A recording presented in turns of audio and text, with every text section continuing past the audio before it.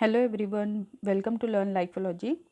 Here we are going to see the syllabus for RTMNU MSc second year SEM 3, that is for paper 3 molecular diversity, evolution and ecology. So here we are going to discuss syllabus along with the questions asked in university question papers. So let's start directly. So we know that here in this paper or in all the papers we are having 4 units. The first unit in MDE1 is microbial evolution and systematic, and the first point will be evolution of earth and early life forms. Then after that we are going to see the primitive life forms. In that you are having RNA world, molecular coding, energy and carbon metabolism, origin of eukaryotes and endosymbiosis. All these points are very important because most of the time the question is asked from this primitive life forms, and each point is asked as a major question. Then next is methods for determining evolutionary relationships. That in that methods we are going to see evolutionary chronometers, ribosomal RNA sequencing, signature sequences, phylogenetic probes and microbial community analysis. And the last point here is the derivation of microbial phylogeny. In that we are going to see the characteristics of domain of life, classical taxonomy, chemotaxonomy, bacterial speciation. So this is all about the first unit. So what kind of questions are asked from the first unit?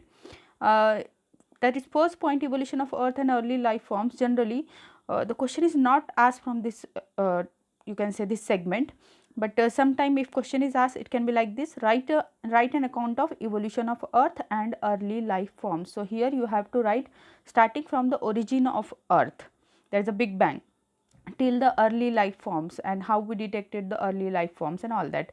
The next, primitive, from primitive life forms, this is very you can say important part with respect to the questions in examination. Here most of the time questions are asked like write a note or write in brief on molecular coding, explain origin of eukaryotes and endosymbiosis, then discuss the evidence that support the concept of period of RNA life and why RNA life evolved to modern life. So the questions are quite twisting type. You should understand the type of question and accordingly should write your answer.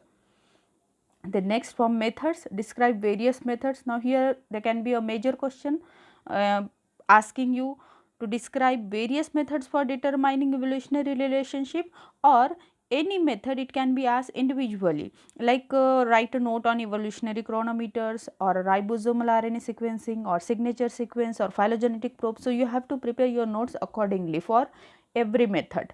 Then last, here from the derivation of microbial phylogeny, the questions can be asked like this: describe various characteristics of domain of life, that is very simple, and explain bacterial speciation with example.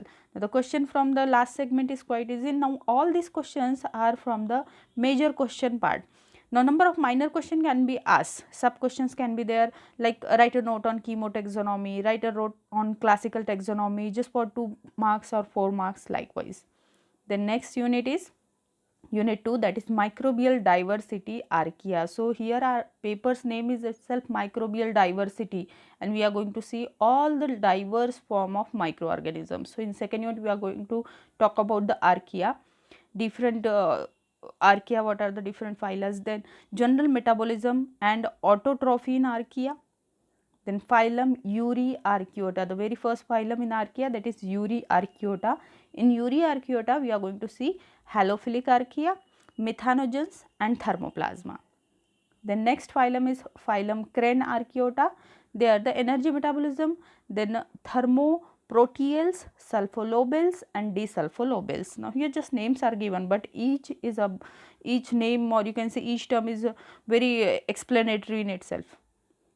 The next is phylum Nanoarchaeota, that is the smallest phylum in the archaea and only single organism, that is Nanoarchaeum. And at last we are going to see heat stable biomolecules and extremophiles. This will be common for all archaea, because the archaea they existed in the extreme environments or hot environments. So here we are going to see what biomolecules were responsible for toleration of this tolerating this hot environment. Then evolutionary significance of hyperthermophiles. What kind of questions can be asked? So let's see. from first point, that is general metabolism, the question can be explain general metabolism and autotrophy in archaea. Direct question can be asked.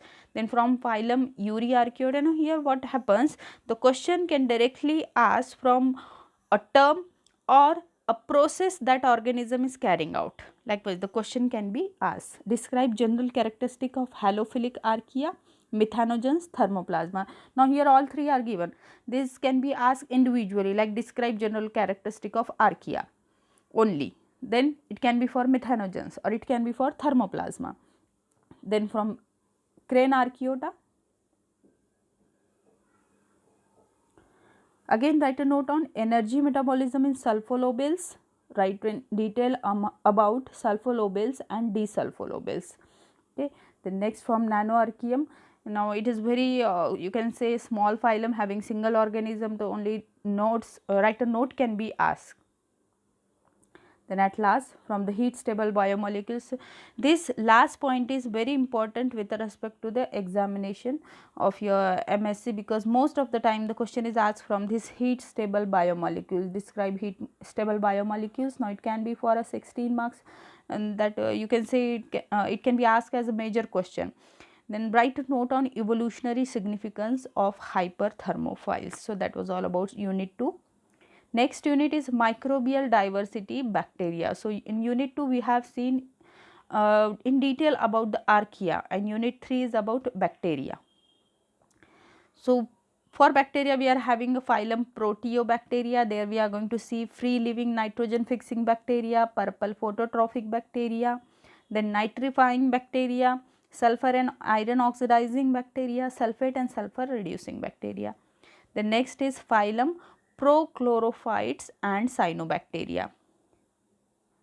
After that we are having phylum Planctomyces and phylum Vericomicrobia. So these 4 phylums we are going to study in unit 3. Then questions from the unit 3. Here the first phylum, that is Proteobacteria, it is quite you can say large, and most of the time the question is asked from this first point only. So from first point you can see what are Proteobacteria, then explain it with reference to nitrogen fixing bacteria or free living nitrogen fixing bacteria. Individually they can be asked. The question they can be just nitrogen fixing, or there may be a specific question that is free living nitrogen fixing bacteria. The next, write a note on sulfate reducing bacteria. Explain various properties and environmental significance of sulfur reducing bacteria. Then describe iron oxidizers. Like these questions can be asked. So it is quite vast as compared to other you can say phylums, but you have to keep in mind each and every point. Then from Prochlorophytes and cyanobacteria, the question directly can be asked as explain cyanobacterial photosynthesis or ecological significance of cyanobacteria. The next, Planctomyces, describe characteristics of bacteria belonging to phylum Planctomyces. And Vericomicrobia, generally just short question is asked from the Vericomicrobia, that is write an account on Vericomicrobia.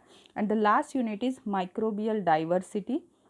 Again here we are having the remaining bacterium phyla, that is phylum Cytophaga, phylum green sulfur bacteria, Dinococci, phylum green non-sulfur bacteria, and phylum branching hyperthermophiles. In that we are going to see Thermotoga and Aquifex. So it is quite small as compared to other units. Then Nitrospira and Deferribacter, one more point in questions.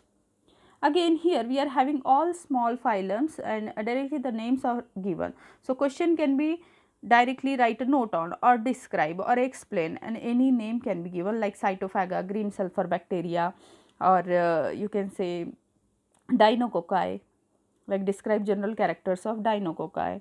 Write a note on green non-sulfur bacteria. Write brief account of hyperthermophiles. In general, hyperthermophiles can be asked, or Thermotoga or Aquifex, that is examples of hyperthermophiles. And at last, that is write a note on Deferribacter and nitrification of Nitrospira bacteria. So this was all about the diversity, microbial diversity, and we are going to see each and every point in detail. Thank you for watching. Like, share and subscribe, and once again thank you from Learn Lifeology.